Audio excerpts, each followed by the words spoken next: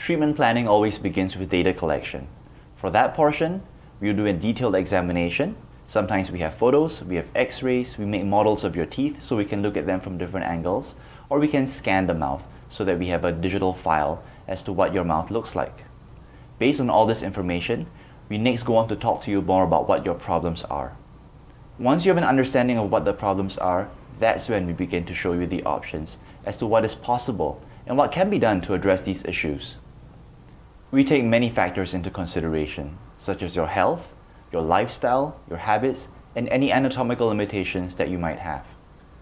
After that, we devise a treatment plan which is tailor-made for you, and not a one-size-fits-all option that can be applied to every single patient.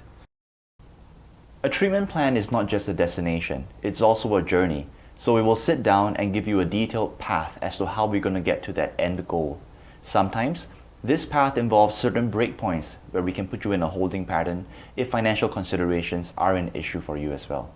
Once we're done having that discussion, you'll be provided a physical copy of your treatment plan to take home with you. We don't pressure you to make any decisions on the day off because sometimes it is a lot of information to take in.